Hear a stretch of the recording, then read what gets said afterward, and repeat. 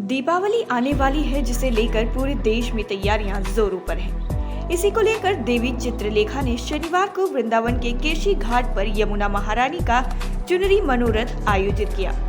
सर्वप्रथम देवी ने अपने सहयोगियों के साथ यमुना मैया का पूजन अर्चन किया। तत्पश्चात भगवान श्री राधे गोविंद को नौका विहार कराया गया। सैकड़ों मीटर लंबी आकर्षक साड़ियों को आपस में जोड़कर सुसज्जित दर्जनों नावों के माध्यम से यमुना के एक तट से दूसरे तट तक ले जाया गया। दृश्य इतना मनोहारी लग रहा था मानो यमुना जी रंग बिरंगे वस्त्र ओढ़कर अपने भक्तों को दर्शन दे रही हो।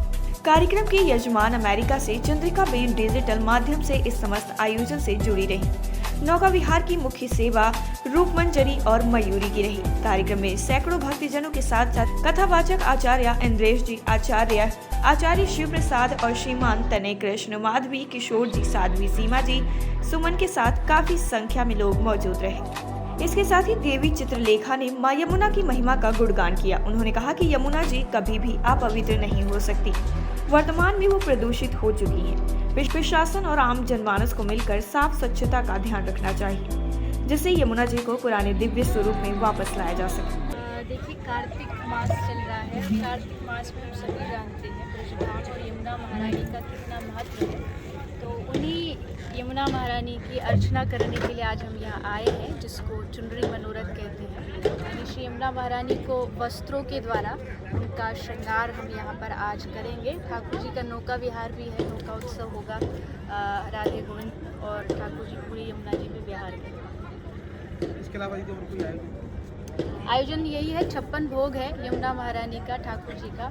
क्योंकि इस बात से तो कोई दौरा ही नहीं है कि वृंदावन धाम से बड़ी भूमि इस संपूर्ण जगत में कोई नहीं है। और यमुना महारानी, जैसा हम कहते हैं ना कि आज से 5000 वर्ष पहले ठाकुर जी चले गए स्वरूप से, लेकिन बाद के जो मंदिर बने, आश्रम बने, वो बाद में बने। पर यमुना महारानी ये उसी समय की है जब से श्री कृष्ण है। तो साक्षात जो राधा कृष्ण का प्रेम है वही पिघल कर के यमुना महारानी के रूप में वृंदावन में बह रहा है। आज सभी भक्तों के मन में क्या है, यमुना का पानी कितना ही प्रदूषित हो, लेकिन वो रहता यमुना महारानी का ही पानी है, बस जल है। तो लेकिन इसके बारे में अभी तक कोई ठोस कदम ना तो आपके भागवत भक्ताओं के द्वारा उठाया जाता है, ना संत समाज के द्वारा। केवल थोड़ा बहुत आंदोलन किया, थोड़ा बहुत आपने भागवत में बोल दिया कि शुद्धिकरण होना चाहिए, उसके बाद सब मतलब नहीं कि नहीं रह जाता। इसके बारे में आपने क्या सोचा? पहली बात तो ये है कि यमुना जी अस्वच्छ हो सकती है, लेकिन अपवित्र नहीं हो सकती। यमुना जी की पवित्रता को कोई कभी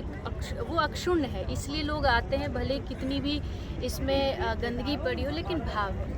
रही बात अगर यमुना जी की शुद्धि के लिए, तो मुझे नहीं लगता कि वृंदावन धाम में जितने भी संत महापुरुष या वक्ता रहे हैं, उन्होंने कहीं भी अपने प्रयास में, कोशिश में कोई कमी छोड़ी है।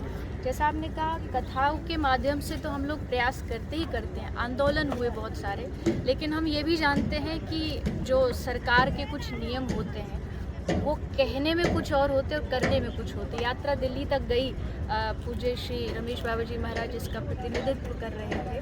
वहाँ ये भी कह दिया गया कि शुद्धि होगी, कार्य होंगे, लेकिन उसके बाद फिर उस पर कितना अमल किया गया वो शायद अभी तक देखने को नहीं मिला है। जैसे गाय की बात करें, गाय की रक्षा के लिए हम लोग आवाज़ उठाते, प्रयास करते हैं, तो प्रयास में लगे हुए हैं। ठाकुर जी कृपा करें, संतों का आशीर्वाद हो तो बहुत जल्द यमुना जी शुद्ध। कहाँ से भक्त आए हैं आज भक्त बहुत जगह से आए हैं, दूर से आए हैं। अपने क्षेत्र के तो है ही, गुड़गांव, दिल्ली, बिहार, और मुख्य रूप से इस आयोजन की जो यजमान हैं वो अमेरिका से एक माता जी हैं, चंद्रिका माता जी, उनके द्वारा इसका संपूर्ण टाइम 8 उत्तर प्रदेश के लिए वृंदावन से PKRN की रिपोर्ट।